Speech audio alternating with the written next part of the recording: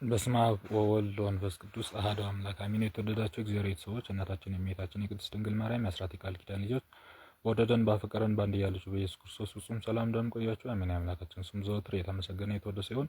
እንደ እግዚአብሔር ቅዱስ ፈቃድ ዮሐንስ ወንጌል ጥናታችን እንቀጥላለን። ምዕራፍ 15 ነው ዛሬ የምንመለከተው። እንግዲህ ምዕራፍ 15 ከቁጥር 1 ጀምረን ስንመለከት እውነተኛ የወይን ግንድ ወይንም የወይን ሐረግ እኔ ነኝ ይላል። ተካዩም አባቴ ነው። የወይን ግንድ እኔ ነኝ፣ ተካዩም አባቴ ነው ይላል። እንግዲህ ራሱን ግንድ አድርጎ ተካዩን ደግሞ አብ አድርጎ ይናገርልናል። ቅርንጫፎች ግን እናንተ ናችሁ ብሎ ጌታችን ይናገራል ማለት ነው። ከግንዱ ያልተለየ ቅርንጫፍ ከሆን እኛው ነን። ከግንዱ የተለየ ቅርንጫፍ ግን ይደርቃል፣ ይቃጠላል። እንግዲህ ከግንዱ ያልተለየ ቅርንጫፍ ማለት ከክርስቶስ የሚኖሩ በትእዛዙ የሚኖሩ በሕጉ የሚኖሩ በጥምቀት የተወለዱ ከግንዱ በጥምቀት የተወለዱ ከቅርንጫፎቹ ያልተለዩ ቅጠሎች ነን እኛ። እያንዳንዳችን ቅዱሳን ቅርንጫፎች ናቸው፣ እኛ ደግሞ ቅጠሎች ነን። ከበረታን ከጸናን በጥምቀት ከጸናን ከግንዱ ጋር አንድ ላይ ተጣብቀን እንኖራለን ማለት ነው። እና ግንዱ እኔ ነኝ ተካዩ አባቴ ነው ብሎ ይናገርልናል። ቅርንጫፍ ሁሉ የማያፈራውን ቅርንጫፍ ሁሉ ያስወግዱታል ብሎ መልካም ፍሬ የማያፈራ ቅርንጫፍ ይቆረጣል፣ ይወገዳል እያለ ነው። መልካም ፍሬ ማፍራት እንደሚገባ ማለት ነው። ሐዋርያትም በዚህ መልኩ ያስተምራል። ቅርንጫፍ ሁሉ ግን በብዙ እንዳያፈራ ያጠራዋል። እናንተ ግን ስለነገርኳችሁ ቃል ፈጽማችሁ ንጹሐን ናችሁ፣ በእኔ ኑሩ እኔም በእናንተ አለ። ቅርንጫፍ በወይን ግንዱ ካልኖረ ብቻውን ሊያፈራ እንደማይችል እናንተም እንዲሁ በእኔ ካልኖራችሁ ፍሬ ማፍራት አትችሉም ብሎ ፍሬው የሚያፈራው ክርስቶስ ራሱ እኛ እንድናፈራ ሊያደርገን የሚችለው ራሱ እንደሆነ ይነግርልናል ማለት ነው። ያለ እኔ ምንም ልታደርጉ አልቻለም ብሎ ጌታ አልቻላችሁም ብሎ ተናገረልን ማለት ነው። ቀጥሎ እኔ የወይን ግንድ ነኝ፣ ቅርንጫፎች እናንተ ናችሁ። በእኔ የሚኖር እኔም በእርሱ እኖራለሁ፣ ብዙ ፍሬ የሚያፈራ እርሱ ነው።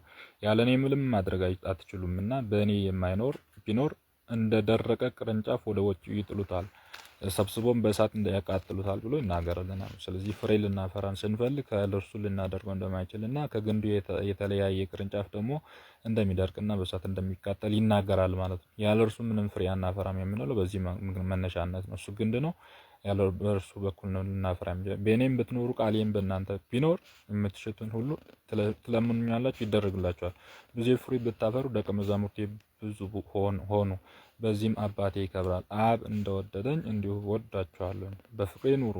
የምትወዱኝ ብትሆኑ ትእዛዜን ጠብቁ፣ እኔም የአባቴን ትእዛዝ እንደጠበቁ በፍቅሬ እንድኖር እናንተም ትእዛዜን ብትጠብቁ ፍቅሬ ትኖራላችኋለች። ደስታ በእናንተ ይኖር ዘንድ ደስታችሁ ፍጹም ይሆን ዘንድ ይህን ነገርኳችሁ ብሎ በተደጋጋሚ ትእዛዜን ብትጠብቁኝ ይላል። ምንድነው ትእዛዙን መጠበቅ ማለት ቢባል ትእዛዙን በመጠበቃችን እንጠበቃለን። አሁን አንድ ሰው ቤት፣ ሀብት፣ ንብረት ልጠብቅ ካለ እንዳይጠፋ ነው። ግን ትእዛዙን ስንጠብቅ እኛ እንድንጠበቅ ነው። በትእዛዙ እኛ ነው የምንጠበቀው እንጂ ትእዛዙን በመጠበቃችን ትእዛዙ ስለሚጠፋ አይደለም። ጌታችን እየነገረን ያለው ትእዛዜን ብትጠብቁ እያለን ያለው ትእዛዙ ስለሚጠፋ ሳይሆን እኛ እንዳንጠፋ ትእዛዙን እንጠብቃለን። እኛ ቤት፣ ሀብት ብንጠብቅ ሀብቱ እንዳይጠፋ ነው። እኛ ትእዛዙን ስንጠብቅ እኛ እንዳንጠፋ ትእዛዙን እንጠብቃለን። ትእዛዙ የእኛ መጠበቂያ ነው ማለት ነው። እና በዚህ መልኩ ጌታችን በዚህ መልኩ በእኔ ብትኖሩ ደስታዬም በእናንተ ይኖራል፣ ደስታችሁ ፍጹም ይሆን ዘንድ ይህን ነገርኳችሁ ብሎ በአምላካችን ተናገረ። እኔ እንደወደድኳችሁ እርስ በርሳችሁ እንድትዋደዱ የእኔ ትእዛዝ ይህች ናት። ስለወደድኳችሁ ሕይወቴን አሳልፎ የሚሰጥ ስለ ወዳጆቹ ሕይወቱን አሳልፎ የሚሰጥ ያለ እንደሆነ ከዚህ የሚበልጥ ፍቅር የለም ብሎ እውነትም እኔ የማደርገው ነገር በጣም ፍጹም የሆነ ፍቅር ነው። ነፍሴን ሁላ ለእናንተ እየሰጧችሁ ነው፣ ስለወደድኳችሁ እኔን የማደርገው።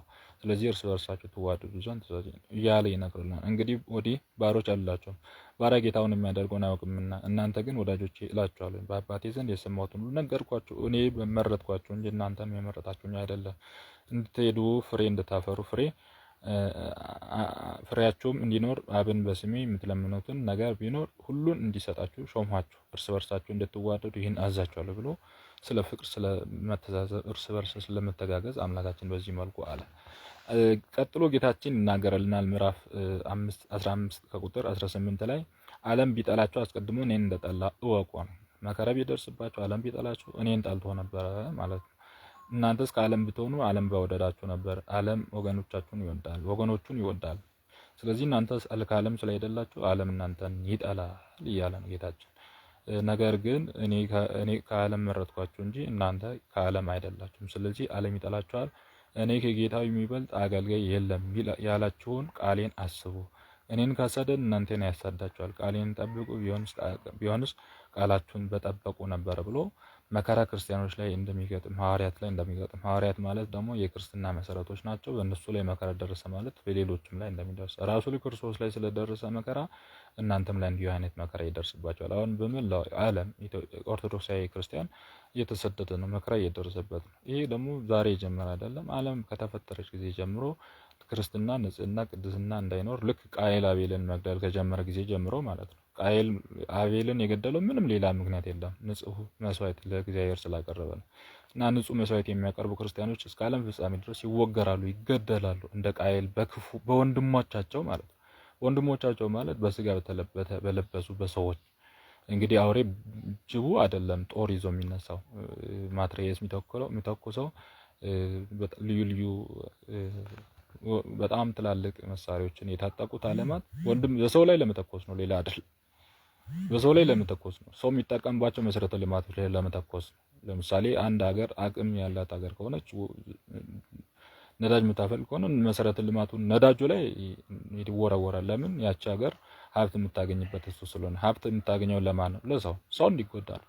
እና እነዛም ሁሉ መሳሪያዎች የታጠቁ ሀገራት ሙሉ ሰው ለሰው ነው። ይሄ ሁሉ ጥቂት ለሆነው ሰው ለሌላ ያክል ጭካኔ ዓለም ከእናንተ ከዓለም ስላይደላችሁ ዓለም ይጠላችኋል ብሎ መከራ በክርስቲያኖች ላይ እንደሚገጥም ጌታችን ተናግሯል። ግን ከኔ ጋር ስላላችሁ መከራውን አሳልፍላችኋለሁ እያለ ነው ጌታችን። እናንተ እኔን አትካዱኝ እንጂ መከራውን ያልፍላችኋል እያለ ነው ይላል። እኔ ከጌታ የሚበልጥ አገልጋይ የለም። ያልኳችሁን ቃሌን አስቡ። እኔን ካሳደድ እናንተን ያሳዳችኋል። ቃሌን ጠብቁ ቢሆን ኖሮ ቃላችሁን በጠበቁ ነበር። ቃሌን ቢጠብቁ ቃላችሁን በጠበቁ ነበር። ስለ እኔን ቃል ባለመጠበቃቸው እናንተ ላይ ሌላ መከራ ያደርስ። ነገር ግን ስለ ስሜ ይህን ሁሉ ይደረግባቸዋል፣ የላከኝን አያውቁትምና። ባልመጣላችሁና ባልነገርኳችሁ ኖሮ ኃጢአት ባልሆነባችሁ ነበር። አሁን ግን ለኃጢአታችሁ ምክንያት የላቸውም። እኔ የሚጠላ አባቴን ይጠላዋል። ሌላ ያልሰራውን ስራ በመካከላችሁ ባልሰራ ኖሮ ኃጢአት ባልሆነባችሁም ነበር። አሁን እኔን አባቴን አይተዋል ጠልተውታል። ነገር ግን በኦሪታችሁ በከንቱ ጠሉኝ ተብሎ የተጻፈው ቃል ይፈጸም ዘንድ ይህ ሆነ ብሎ ጌታችን እንግዲህ ተናገረልን። ቀጥሎ ስለ መንፈስ ቅዱስ ስለመላኩ አብ እኔ ከአብ እንደሚልክላችሁ ጰራቅሊጦስ እርሱም ከአብ ይወጣል። እውነትም መንፈስ በወጣ ጊዜ እርሱ ስለኔ ይመሰክራል። እናንተም ትመሰክሩላችሁ፣ ከጥንት ጀምሮ ከኔ ጋር ትኖራላችሁ ብሎ እግዚአብሔር አብ መንፈስ ቅዱስ እንደሚወጣ ቅዱስ ዮሐንስ ጌታችን ያስተማረውን ቅዱስ ዮሐንስ ይናገርልናል ማለት ነው። እኔ ከአብ እንደምወጣ መንፈስ ቅዱስም ከዚህ ከአብ ይወጣል ወደ እናንተም ይመጣል ብሎ ጌታችን ምዕራፍ 15 ቁጥር 26 ላይ ይናገራል ማለት ነው። ምዕራፍ 26 ላይ በሃይማኖት ስለመጽናት ጌታችን አስተማረ። እንዳትሰናከሉ ይህን ነገርኳችሁ፣ ከምኩራባችሁ ያስወጧችኋል። ደግሞም እናንተ የሚገድሏችሁ ሁሉ ለእግዚአብሔር አገልግሎት የሚያቀርብ የሚመስልበት ጊዜ ይመጣል። ይህን የሚያደርጉበት አብን እኔ ስላላወቁ ነው፣ አብንም እኔንም ስላላወቁ ነው። ነገር ግን ጊዜው ሲደርስ ድረስ እንደነገርኳችሁ ታስቡ ዘንድ ይህን ነገርኳችሁ። አስቀድሜ ይህን አልነገርኳቸውም ነበር፣ ከእናንተ ጋራ ነበርሁና። አሁን ግን ወደ ላከኝ ወደ አብ እሄዳለሁ፣ ከእናንተም አንዱስ እንኳን ወዴት ትሄዳለህ ብሎ አይጠይቀኝም። ነገር ግን ይህን ሁሉ ስለነገርኳችሁ ሐዘን ሞላ ይላል። እንግዲህ ይሄዳሉ ስላለ በሐዘን ተሞሉ ሐዋርያት ማለት ነው። ቀጥሎ አለ ጌታችን መንፈስ ቅዱስን እንደሚልክላቸው ተስፋ ስለመስጠቱ በሐዘን ስለተሞሉ መንፈስ ቅዱስ በሚመጣ ጊዜ ምን አይነት ደስታ ሊገጥማቸው እንደሚችል እኔ በእውነት የሚሆነው እነግራችኋለሁ። እኔ ብሄድ ይሻላችኋል። እንግዲህ አትዘኑ እያላቸው ነው። አትዘኑ፣ እኔ ብሄድ ይሻላችኋል። ምክንያቱም እኔ ካልሄድኩ ጰራቅሊጦስ መንፈስ ቅዱስ ወደ እናንተ አይመጣምና አለ። እኔ ከሄድኩ ግን እርሱን እልክላችኋለሁ። እርሱን በመጣ ጊዜ ዓለም ስለ ኃጢአታችሁ፣ ስለ ጽድቅ፣ ስለ ፍርድም ይዘልፈዋል። ስለ ኃጢአት በእኔ አላመኑምና ስለ ጽድቅም ወደ እኔ አብ እሄዳለሁና እንግዲህ ወዲህ አታዩኝምና ነው። ስለ ፍርዱም የዚህ ዓለም ገዢ ይፈረድበታል ነው። እንግዲህ ዲያብሎስን ለመፍረድ ዲያብሎስን ሊፈርድበት እርሱ እኔ እሄዳለሁ ይላል ጌታችን አምላካችን። ተፈርዶበታል አለ። ስለዚህ የምነግራችሁ ብዙ ነገር ነበረኝ፣ ነገር ግን አሁን ልትሸከሙ አትችሉም። መንፈስ ቅዱስን ስልክላችሁ በዚያን ጊዜ ትሸከማላችሁ። እርሱ ብዙ ነገር ያስረዳችኋል። የእግዚአብሔር መንፈስ መጣ ጊዜ ግን ወደ እውነት ሁሉ ይመራችኋል። የሚሰማውም ሁሉ ይናገራል እንጂ እርሱ ከራሱ አይናገርም። የሚያመጣውንም ይነግራችኋል። እርሱ እኔን ያከብረኛል፣ እኔም ወስዶ ይነግራችኋል። ለአብ ያለው ሁሉ የእኔ ነው፣ ስለዚህም ከእኔ ወስዶ ይነግራችኋል አላችሁ። ለአብ ያለው ሁሉ የእኔ ነው እያልን አንተ አብ ለምን ማለት በጣም ትክክል እንዳይደለ ልንረዳው ይገባል። ጥቂት ጊዜ አለ ታዩኛላችሁ፣ ደግሞም ጥቂት ጊዜ አለ እንደገና አታዩኝም። ታዩኛላችሁ፣ ወደ አብም እሄዳለሁ፣ ደቀ መዛሙርቴም እርስ በርሳቸው ጥቂት ጊዜ አለ አታዩኝም፣ ደግሞ ጥቂት ጊዜ አለ እንደገና ታዩኛላችሁ፣ ወደ አብ እሄዳለሁ የሚለን ይህ ነገር ምንድነው ተባባሉ። ይህም ጥቂት የሚለው ምንድነው የሚለውን ነገር የሚናገረውን አናውቅም አሉ። ጌታ ኢየሱስም ሊጠይቁ እንደሚሹ አውቆ እንዲህ አላቸው፣ ጥቂት ጊዜ አለ አታዩኝም፣ ደግሞ ጥቂት ጊዜ አለ እንደገና ታዩኛላችሁ ስላልኳችሁ ስለዚህ ነገር እርስ በርሳችሁ ለምን ትመራመራላችሁ ይልና ይቀጥላል። እውነት እውነት እላችኋለሁ እናንተ ታለቅሳላችሁ፣ ታዝናላችሁ፣ ዓለም ደስ ይለዋል። እናንተ ግን ታዝናላችሁ፣ ነገር ግን ሐዘናችሁ ሁሉ ወደ ደስታ ይለወጣል። ሴት በምትወልድበት ጊዜ ወራቷ ስለደረሰ ታዝናለች፣ ነገር ግን ልጇን በወለደች በኋላ ስለ ደስታዋ ከዚያ ወዲህ ምጥ አታስብም ብሎ ከመውለድ በፊት የነበረውን የሴቶች ምጥ ከሰማዕትነት ጋር ምሳሌ አድርጎ አስተማረ ማለት ነው። ጥቂት መከራ ይገጥማቸዋል። ልክ ሴቶች በምጥ ጊዜ ለአንድ ቀን ለሁለት ቀን ቢበዛ ለ5 ቀን ምጥ ይዛታል። በዛው ምጥ ውስጥ ግን ከዛ በኋላ በሚወለደው በልጇ በኩል ሐዘኗ ይቀርና ደስታ ይሰማታል ማለት ነው። ሐዘኗን የምትረሳው ልጇን ምጡን እርሺው ልጁን አንሹ ነው የሚባለውና ምጧን የምትረሳው ሐዘኑን የምትረሳው ልጇን ስታነሳ ነውና እንደዛው አይነት ምጥ በምድር ያገኛቸዋል። ለጥቂት ጊዜ ነው ግን ልክ ምጡ ጊዜ እንደሚያንስ አንድ ቀን ሁለት ቀን እስከ 5 ቀን እንደሚሆን እናንተም በዚህ አይነት መከራ ውስጥ ታልፋላችሁ ማለት ነው። ጌታ ኢየሱስ ክርስቶስ በዓለም ወንድ ልጅ ወልዳለችና ደስ ይላታል። እናንተም ዛሬ ታዝናላችሁ፣ እንደገናም አያችኋለሁ፣ ልባችሁ ደስ ይለዋል፣ ደስታችሁ የሚወስድባችሁ የለም። ያን ጊዜም እኔም የምትለምኑኝ አንዳች የለም። እውነት እላችኋለሁ በስሜ አብን ብትለምኑ ሁሉ ይሰጣችኋል። እስካሁን ምንም በስሜ አልለምናችሁም እና ደስታም ፍጹም ይሆን ዘንድ ለምን ታገኛላችሁ ብሎ በቃ መከራ ሲገጥምባችሁ ዝም ብላችሁ አትቀመጡ። መከራ እንደመጣ መከራውን እንዲያሳልፍላችሁ ለምኑ። ከዛ በኋላ በስሜ ለምኑ እንጂ እኔ ለእናንተ ወደ አብ የሚለምንላችሁ አይደለም ብሎ ጌታችን በሚገባ ቃል አስተማራቸው ማለት ነው። ዓለምን ድል ስለመንሳት የተናገረውንም ክፍል መልክ ዛሬ በምሳሌ ትነግራቸዋለሁ። ነገር ግን የአብን ነገር ገልጬ እነግራቸዋለሁ እንጂ ለእናንተ በምሳሌ የማልናገርበት ጊዜ ይመጣል። ያን ጊዜ በስሜ ትለምናላችሁ፣ እኔም ስለ እናንተ አብን እለምናለሁ አላችሁ።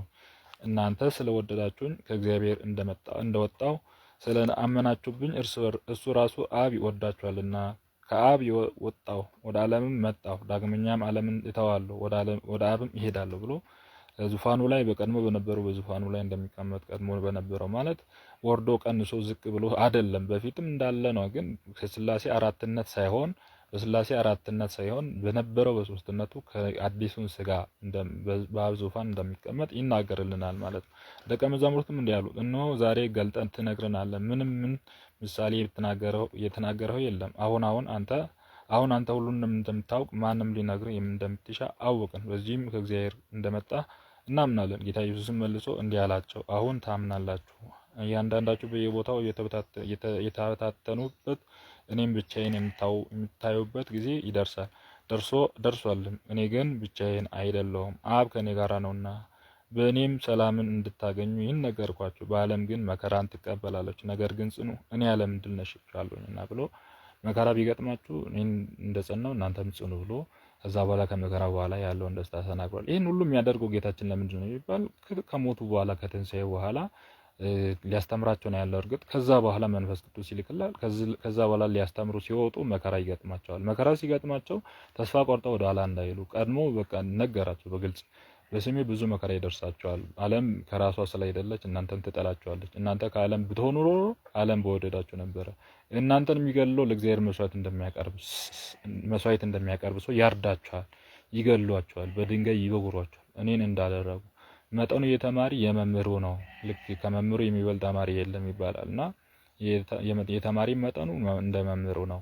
ስለዚህ እኔን በዚህ መልኩ የሚያሰቃዩ ከሆነ እናንተን ከማሰቃየት ወደኋላ አይላችሁም። እናንተን በሚያሰቃዩበት ጊዜ ተስፋ ቆርጣችሁ ከክርስትና እንዳትጡ፣ ከተሰጣችሁ ተልእኮ ወደኋላ እንዳትሉ። እናንተ መከራውን ስትታገሱ ልክ ሚጥ ይዛት የነበረች ሴት ወልዳ ደስ እንደሚላት እናንተም በዛ ደስ ይላችኋል ብሎ ጌታችን በዚህ መልኩ ምዕራፍ 16 ላይ አስተምሮቻል ማለት ነው። እግዚአብሔር ቢፈቅድ ቀጣይ ምዕራፍ 17 እንነጋገራለን። ያስተማረን የመከረን የገሰጸን የቅዱሳን አምላክ ስም ዘወትር የተመሰገነ የተወደሰ ይሁን። ወስብሐት ለእግዚአብሔር።